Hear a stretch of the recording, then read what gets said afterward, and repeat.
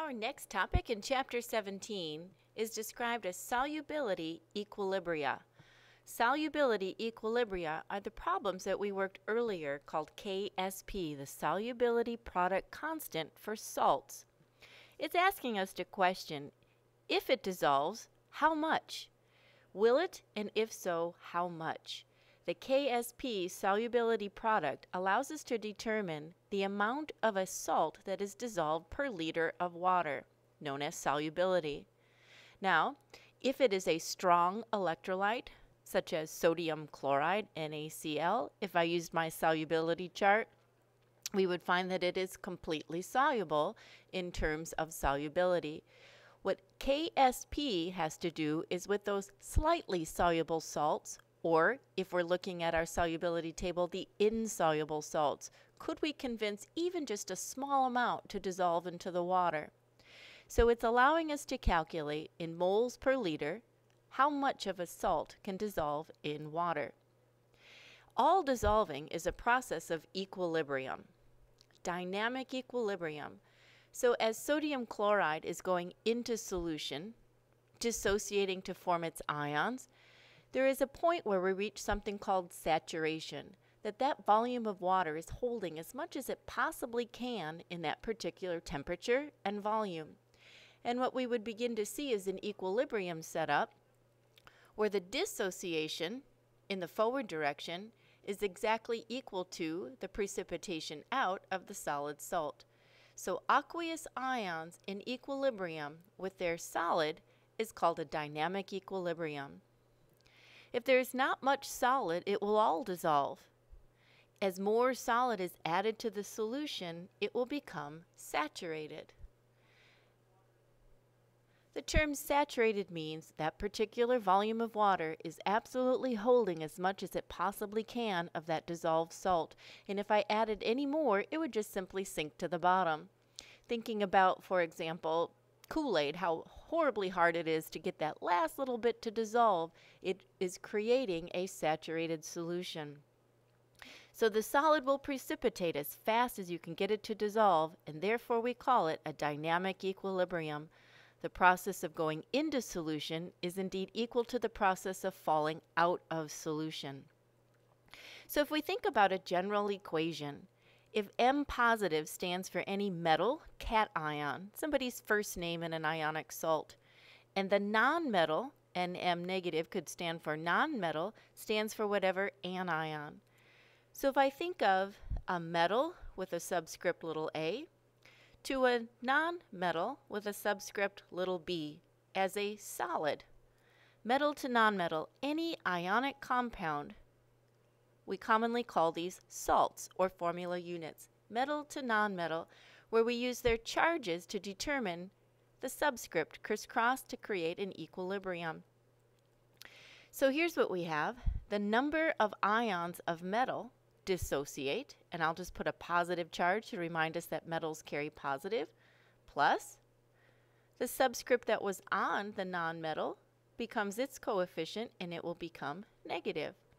We have aqueous ions on the right, a solid ionic compound on the left, and as we begin to think about a process of dynamic equilibrium, an ionic salt dissociates to form its ions.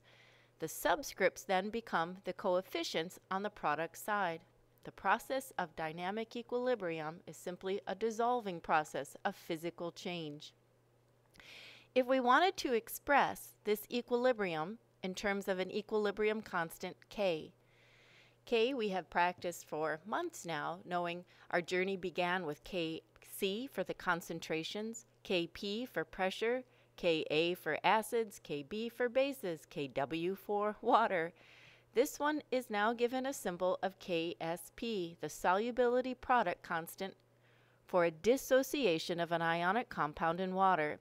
It's telling us the saturation point. Solubility product, in my head I always think saturation point. How much can actually dissolve in water? But the formula for equilibrium still remains the same, products over reactants. But recall, pure solids and pure liquids do not appear in an equilibrium expression. So we're simply looking at the metal ion raised to the power from its coefficient times the nonmetal ion raised to its power from the coefficient. There is nothing to set that over because the ionic solid does not appear in the equilibrium expression. Pure liquids, pure solids drop out. So we've developed the expression for any ionic compound as it dissolves in water. The KSP is equal to the positive ion raised to its coefficient, which came from the subscript originally, times the nonmetal raised to its coefficient, which came from its subscript originally, the KSP.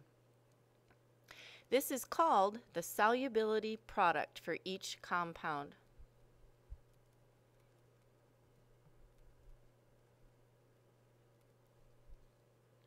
The solubility product for an ionic compound as it dissociates in water is simply the metal raised to its coefficient, the nonmetal raised to its coefficient, the solid drops out.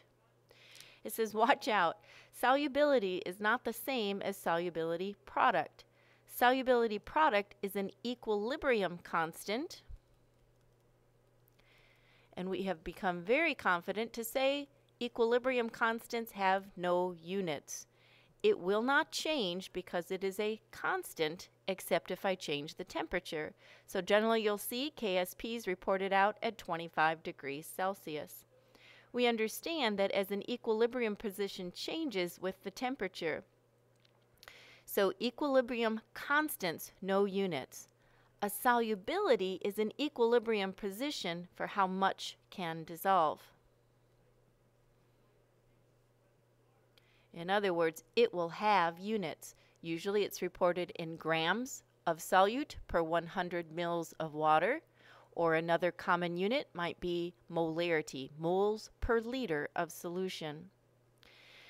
So thinking about what might affect an equilibrium position, for example, from our first section of our chapter 17, a common ion can change this. For instance, if I had in solution a positive ion that was in common with the metal, we know according to Le Chatelier it would shift left, pulling some out of solution. I can change the amount in solution that's dissolved by adding a common ion, and we practice that with our first section. The constant remains the same, but the solubility could change if I change things like a common ion, or I simply change if I dissolve it into acid, for instance, or into pure water, things that could manipulate the amount of concentration. That's the solubility part. The constant is always the same. Let's take a peek at an example to help us make sense. Calculating KSP from solubility. It says we have some solid silver chromate added to pure water. Silver with its +1 charge. Chromate is our polyatomic ion Cr(O4), and it's a -2. So when I think about the first sentence, I'm just getting my idea of what the salt is. Silver chromate, Ag2Cr(O4), where the metal ion is a +1, and the nonmetal polyatomic ion is a -2. And I add some of this to pure water at 25 degrees. Some of the solid remains undissolved at the bottom of the flask. This is simply telling me that the solution is now saturated, that I've added so much, it all has dissolved that possibly can, and anything that there's no room for is sitting there at the bottom. No matter how much I stir, I can't get it to dissolve. So some of the solid remains at the bottom of the flask is it's the story problem's way of just telling us we've created a saturated solution. And we've even stirred it for several days to ensure that equilibrium is achieved between the undissolved silver chromate and the solution. So putting that into terms of a formula, what we're seeing is those two ions of silver have completely dissociated, and the chromate is now into solution. The solid is in dynamic equilibrium with its aqueous ions. And it took several days to ensure that, so that's a lot of stirring. Analysis of the equilibrated solution shows that its silver ion concentration.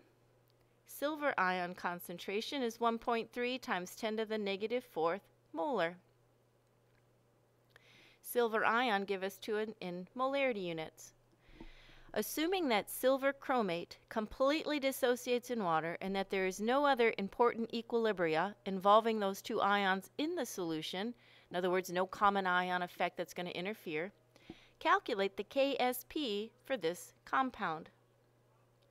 Well, thinking about what the equilibrium is showing us, let's just begin by writing the expression for KSP. KSP will be shown by taking the concentration of the silver ion squared times the concentration of the chromate ion to the first power. Ions over product, or ions are the product. We simply drop out the solid salt. It will not play a role. What we can use is our stoichiometry skills to figure out the molarity of the chromate.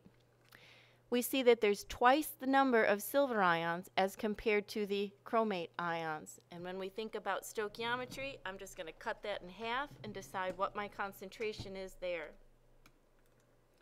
So let me find my calculator. We will hit 1.3 E negative 4 divided by 2, and that shows me a concentration value of 6.5 times 10 to the negative 5th for the chromate. And we're just going to plug it in.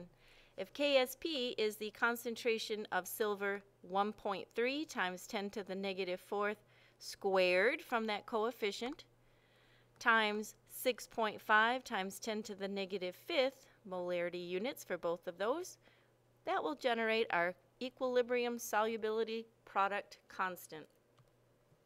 We will hit 6.5 E negative 5 times 1.3 E negative 4, and we'll need to square that.